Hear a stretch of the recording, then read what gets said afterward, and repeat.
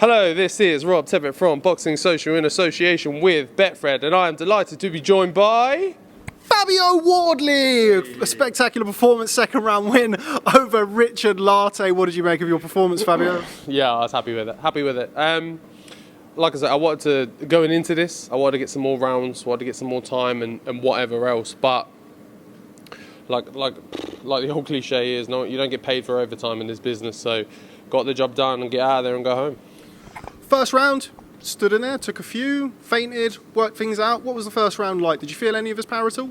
Yeah, definitely. He caught me with a good, I think, left hook on, or maybe right even, if it's on the other side of my head. He caught me with a good hook or a good shot or whatever else. While I was to my own kind of admittance, I was being a bit lazy on my feet. I wasn't as light, it wasn't as just floaty. But that woke me up and got me going and got me moving a bit more, and then I stuck behind that jab a bit more and then got more to that just clean boxing, stood up nice and straight and got in there and got behind my boxing. Talk to me about the second round. One or two people on Twitter questioning the legitimacy of the knockdown. Don't know if you have heard anything about that, but what did you make of the knockdown? Talk us through it.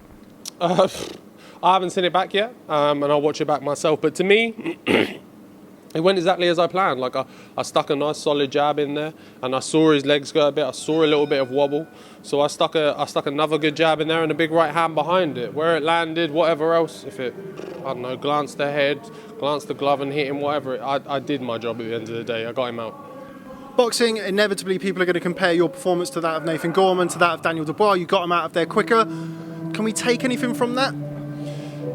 No, because to me it's stupid.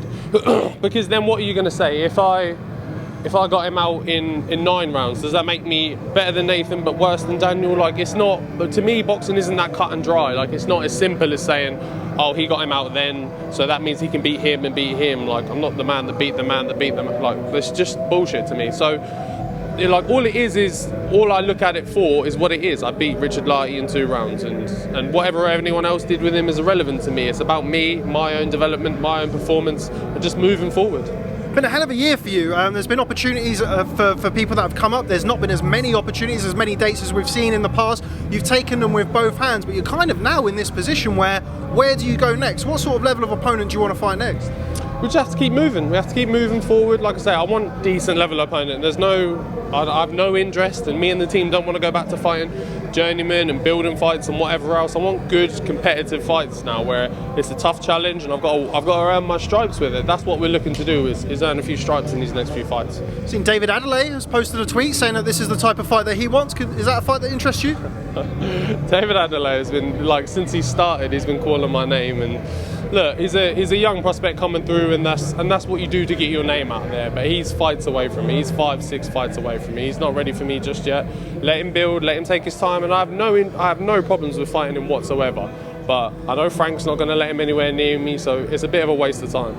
You've impressed everybody all week with how cool you've been. We've taken everything in your stride, not just this week, but throughout your professional career. You look like you're really starting to relish being on this big stage now. Yeah, I'm loving it. Like I say, when you first get here, and when I came from where I came from in terms of small hall shows, and there's no cameras, there's no Rob Tippett interviewing me, it's a completely different atmosphere and a completely different vibe. And now I'm here, I've been here a few times, I'm 4, 5, maybe even 6 fights in of this kind of environment, and I'm more comfortable, more happy. I'm like in the bubble and stuff. I can let more of my personality out because I'm more just comfortable around everyone, and I'm like just enjoying it so much. Word on the man behind me, your trainer Rob. You have a very unique relationship. How much credit does he deserve for getting you to this point in your career so far? And try and be nice to him for a change. Absolutely zero. He just turns up sometimes and off the pads. I do the rest. But no. He's instrumental. He's the left arm to my right arm. We've done this together all the way through, and it's been me and him and not since the beginning of my boxing career, but literally since the beginning of the first time I ever picked up a pair of gloves. That's been my guy. He's been with me in the corner. We've been here up and down the country sparring everyone. We've done it all together, side by side, and he's my guy. And like people will see in the bubble, we're like a bickering couple. We're always going at each other, we're always taking the piss or doing whatever else. But that's our relationship. We play hard, but we work hard too.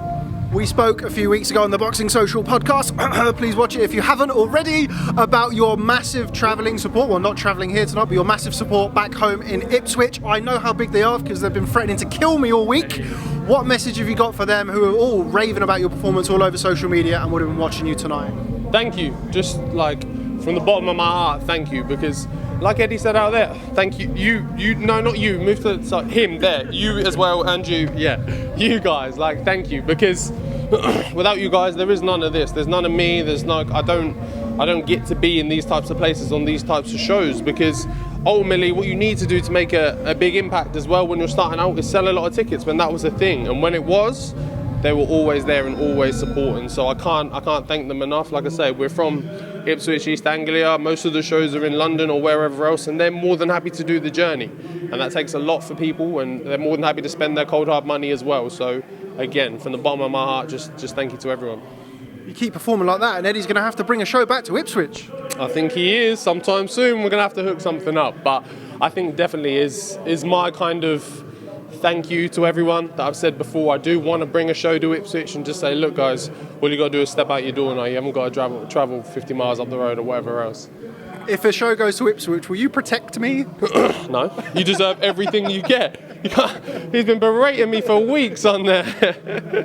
I'll look after you a bit. I'll give you a pass. Fabio Wardley, real pleasure, not just today, but throughout the week and this year. Congratulations on a very, very successful 2020. You've taken the opportunities as they've come and you've impressed everybody. Congratulations again on another brilliant win. And as always, thanks very much for speaking to Boxing Social. Cheers, mate. Thank you very much.